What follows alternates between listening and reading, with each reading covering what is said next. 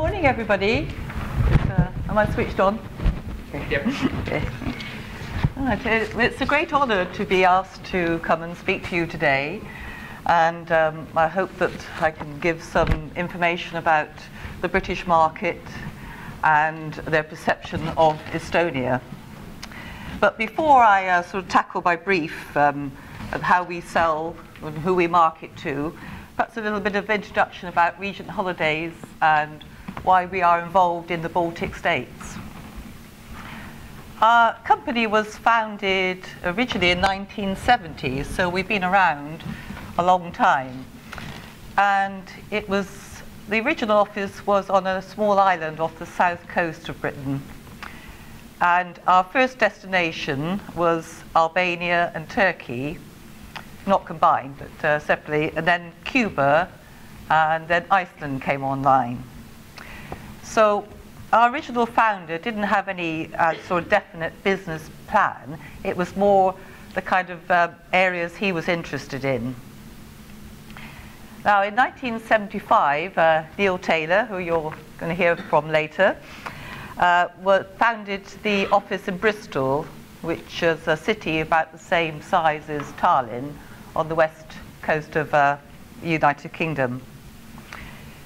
Back in the 1970s, it was the height of the Cold War, and at that time, tourism to the Soviet bloc in Eastern Europe was very much regimented. It was in group itineraries set by the state tourist offices.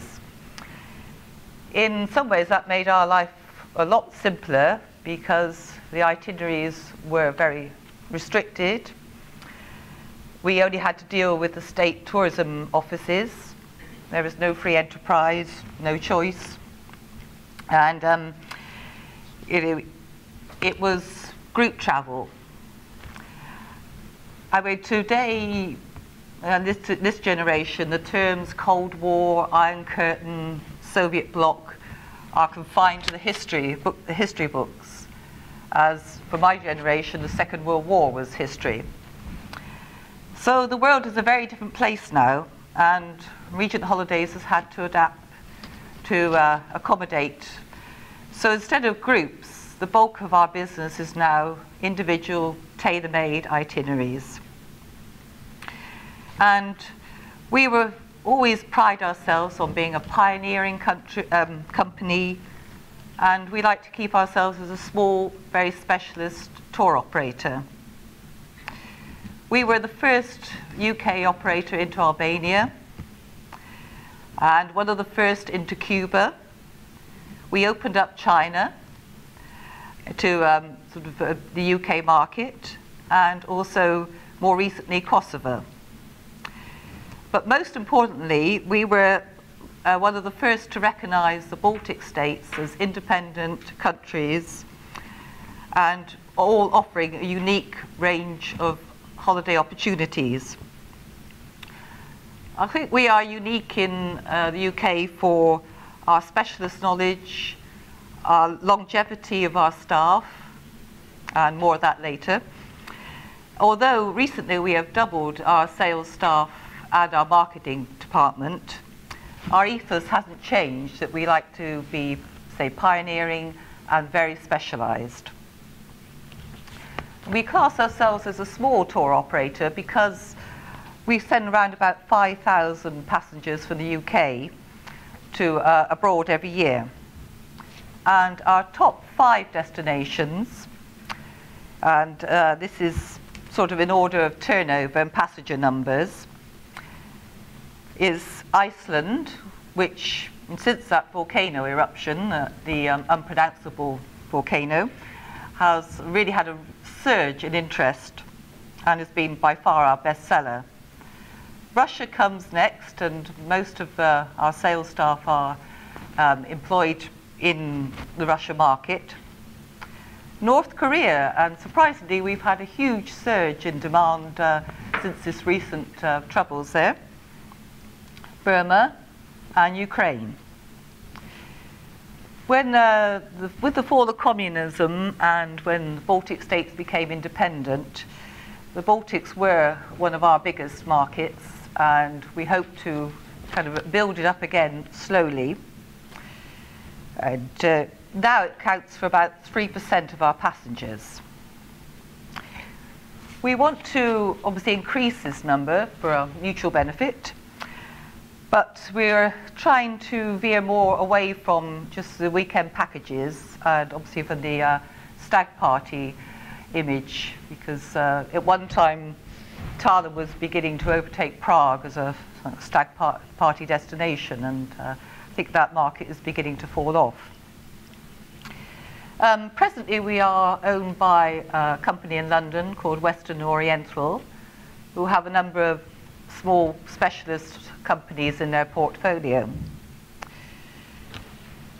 Our main destinations, in sort of alphabetical order really, are the Balkans, and that's everywhere from Albania to Romania and all the former Yugoslavia states. Baltics, of course. Eastern Europe, including Hungary, Czech Republic, Slovakia, Austria, Poland, and a little bit to Germany. Iceland and Greenland. We have a dedicated brochure for those areas. Russia, as I say, is by one of our biggest areas, and that includes Trans-Siberian routes.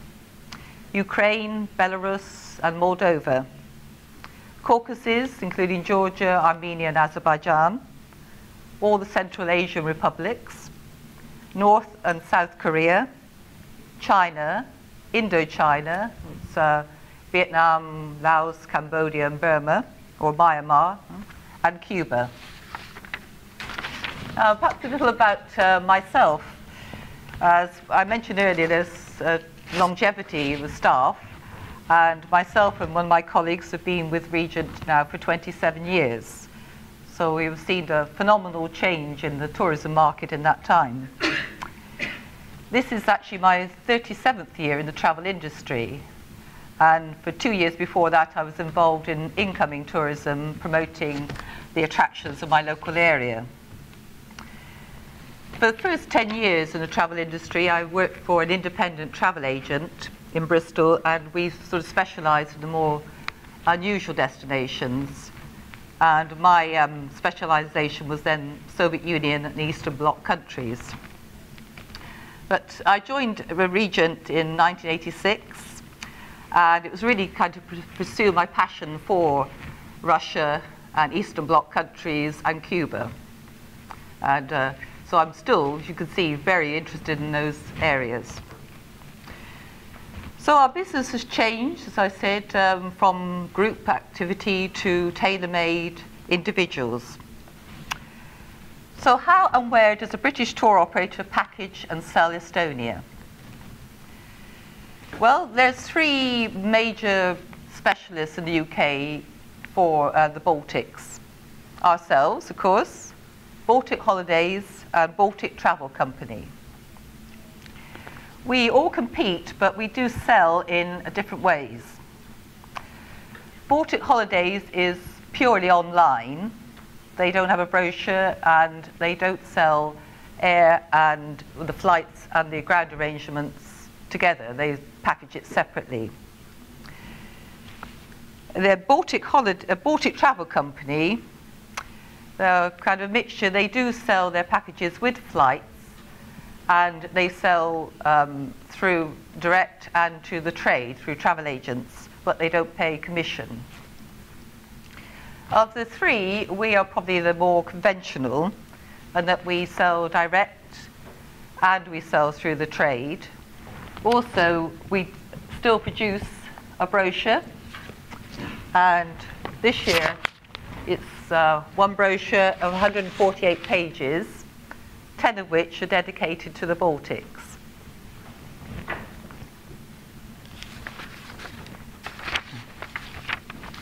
So, who are we selling to? Well, our clients, on the whole, are not families, although we don't actively discourage, but British families do tend to go to the safer, better-known destinations of Spain and France. And we don't really sell to backpackers or, say, stag parties. So our average age is between like 40s, 50s, and 60s plus. They're well-traveled, they're very savvy when it comes to money, and they do their research. Also, although they have money, they are very cautious how they spend it. They're usually what we call empty nesters, which is the children have grown up and left home, they've paid off their mortgage, maybe they've had early retirement, and they're still the generation where they've got good pensions and savings. So they have money and they travel. But what's more important to our client on the whole is not the luxury hotels, the all-inclusive resorts. It's the service, the unique experience, and good value for money.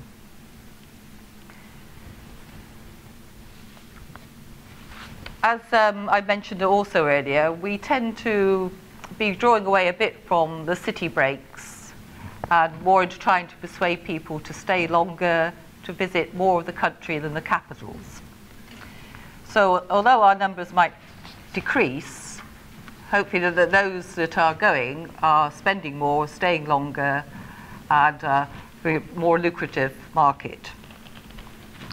There's also operators to the Baltics who do specialise in more adventure holidays, like Explore and Exodus. And they can combine like cycling, hiking, outdoor activities. And there's the specialist tour operators who do maybe one-off tours, concentrating on maybe history, botany, ornithology, art, architecture, and have a regular program, but maybe just one tour a year. City break specialists, and there's quite a number of those in the UK. As the name suggests, they just do the capital cities. Then the other ones, which Andres mentioned, the low-cost carriers, they all advertise hotels, car hire, transfers, etc. So in a way, they're operating as tour operators, but they're not restricted by the bonding that we have to have, the atoll bonding, which Andres mentioned earlier. And as you also said, that there's all these website companies which are selling hotels at cheap rates. You mentioned, so far I've grouped Estonia in with the Baltic states, because for the UK market at the moment, it's still unusual for people just to visit Estonia. Probably our most popular itinerary is, we call the Three Capitals, which is an independent itinerary, and we use local buses between the capitals. And as also I just mentioned, the situation with flights to Estonia has been a bit of a problem. Low-cost carriers are now have frequent flights, and we are really hoping that Estonian Air are going to start service from London, and at a sort of sensible time as well. That would make our lives so much easier, because obviously with low-cost carriers, it's very difficult to price our product, because the airfare can change from day to day, even from hour to hour. Which comes on to the issue of, like, when we package, we have to give a price, and we've now got around that by saying a sort of from price. So we've got some flexibility. It was so much easier to deal when we deal with scheduled carriers, because the airfares tend to be fixed. We can hold seats for at least 24 hours and often longer. And from a tour operator's point of view, that does make our life a lot easier. We have very good relationships with the tourist board and with our local partners of long standing, and we are committed to this area, and we'll be here for the long run. So where do we sell Estonia? Well, probably now, in this day and age, online. If you press in Estonia, tour operators to Estonia, we should be on the first page, and if not the first company that pops up, certainly the second or third. And you'll also find that, say, the low-cost carriers will come up online. We do place a great deal of importance on optimizing our Google rating, and we have a department which just specializes in making sure that we do appear as number 1 or 2 on if you Google Estonia. Brochures are still very popular with our sort of generation. Although they might find us online, they still like something sort of solid in their hand that they can flip through and get ideas. So it's being predicted every year that brochures are soon going to be obsolete, but I reckon it will be, say, at least another 10 years down the line before we do away with brochures altogether. Public relations. Now, we use public relations a great deal, and it's a relatively inexpensive way of promoting and advertising our areas. We do employ a PR agency, and they have excellent connections with all the major newspapers and with direct magazines as well as trade ones. We do, and this is a problem across the board, with the exceptions of maybe Hungary and Czech Republic, we do try and emphasize to our local partners the necessity of telling us if there's something new happening.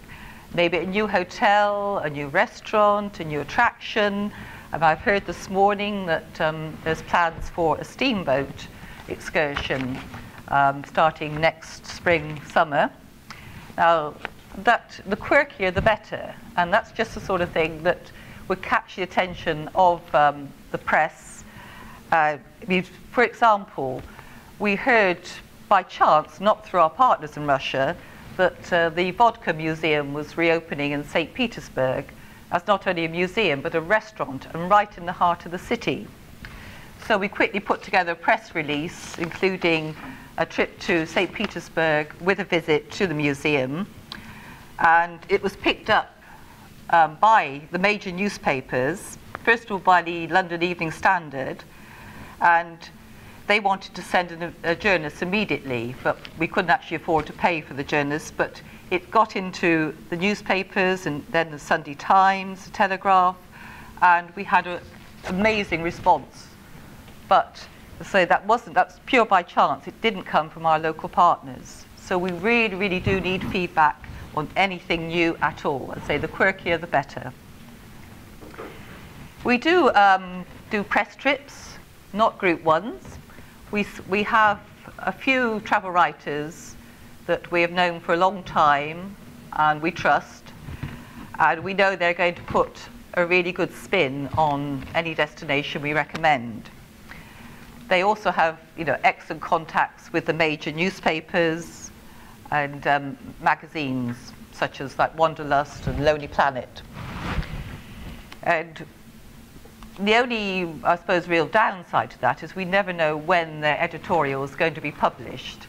So sometimes it can come out when in the sort of off-season when people aren't thinking about, well, for instance, Estonia in the middle of winter.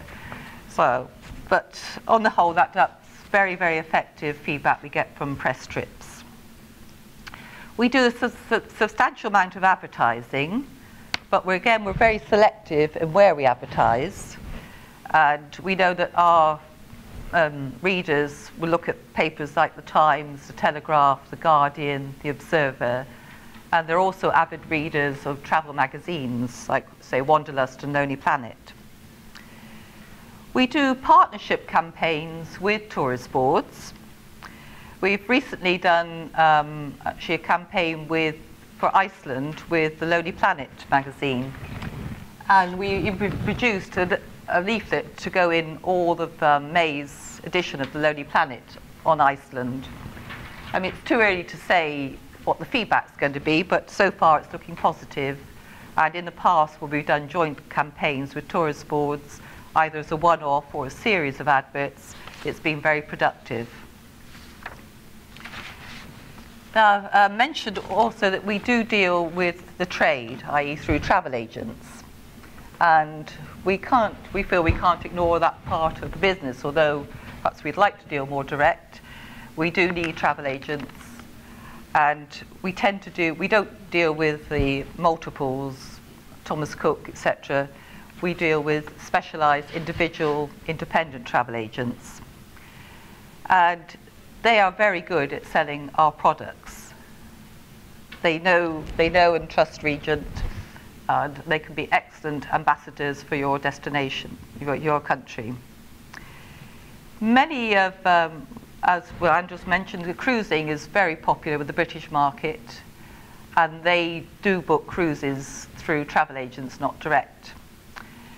Many people, their first encounter with Tallinn and Estonia is as a port of call on a cruise, and we hope it's going to whet their appetite to come back and see more, and we're trying to push that as well. Now, that's enough of where we sell and how we sell. So what do we expect as a British tour operator from the Estonian market? So maybe it's for Estonia to decide, do you want mass tourism, to concentrate on the city break, or lots of lower margin but bums on seats? Or are we thinking of Estonia as a standalone destination for longer stays? We don't imagine that it's ever going to be charter loads of people flying into Pärnu for beach holidays. That's just not going to sell for the British market. But there is a lot to see, a lot to do. You have many, many attractions, and I was delighted, actually, in my welcome pack to see 10 reasons why Estonia stands out from the crowd. And that's exactly what we were trying to promote. So I was thrilled to see that you're already on the case, and you've got several suggestions for all sorts of different activities and types of holiday. And I was very, very much encouraged by that. So we're thinking at Regent, so we want to promote Estonia as a whole and not as just a city break. So our clientele, I already said that they're quite high spenders. In fact, the average spend is £1,100, so what's about 1,200 euros, which is, that's just on the accommodation and flights. So while they're here, they're obviously going to spend a lot more on restaurants, on attractions, souvenirs. And I mean, Estonia produces some really high quality goods. Many British people are absolutely fascinated by trains. It's a really popular market, and Estonia does have train services. In the past, or quite a number of years ago, we tried to offer an itinerary combining local transport. And we had an itinerary which went from Tallinn to Narva by train, and then Narva to Tartu by bus, and Tartu to Pärnu by bus, and then back to Tallinn. So we'll perhaps it's time now we look at that, because there are a lot of enthusiasts in the UK for train travel and also trams. Fly drives is a very growing market, and Estonia is seen as safe roads, good quality vehicles, and we provide the safety net that we can book their flights, the car, and their accommodation en route, and then they're free to explore on their own. Ecotourism and green tourism is very much buzzwords now, and that's very popular in the UK, and Estonia can well fit into that market. So there's lots of national parks, there's islands, there's potential for the cycling, hiking, and maybe staying in sort of smaller hotels, guest houses, promoting more markets, local shops. shops rather than tourist souvenir shops. We don't, on the whole, tend to deal very much in families because our area is not perceived as really child-friendly, but we can, we're thinking of promoting that more. The vital thing we need from our suppliers is speed of response.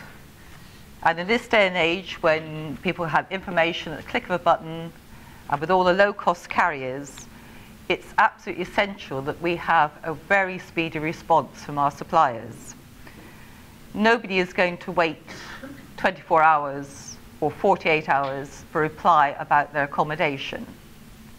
They're just going to book it themselves online. So we have to compete, and we have to provide a very quick, speedy service. And also, the problem, as I said earlier, with low-cost flights, fare can change. And if we give them the quote to the client, and we don't get a speedy response on the accommodation, the flight price goes up, we have to bear the difference. So there's a small point too about images. It's vital, it may be small, but it's very vital and important we get good quality images. At the moment, as tour operators of the Baltic, we all tend to have the same photos. So good quality and more variety is what's needed for our, well, thinking of next year's brochure. Although price isn't a major factor for our clients, they do like to see value for money, and they really do expect good service. We tend to stick to few hotels in each place, of a couple of 3, 4 and 5 star, because we rather concentrate on hotels we know and that product than spread ourselves too thinly. Also, we could do with information on promotions for out of season. Quite a lot of countries do 4 nights for the price of 3 in the low season, and I think that would be an excellent idea for selling Estonia as a whole out of the May-June peak period. So Estonia has a long way to go to establish itself as mentioned, that sort of really is lack of knowledge in the UK. And we as Regent are trying our best to promote. A lot of people only heard of Estonia maybe through Eurovision Song Contest and say the infamous stag weekends. So we are trying our best to promote Estonia as a standalone destination, as a country with a variety of attractions to meet all tastes, and as a year-round destination. So that is our challenge, and also the challenge for the Estonia Tourism Organisation is to put Estonia on the map in the British market, and I'm sure that we will see a steady growth in the years to come, and hopefully a not too distant future. Thank you very much for your attention, and if anybody has any questions.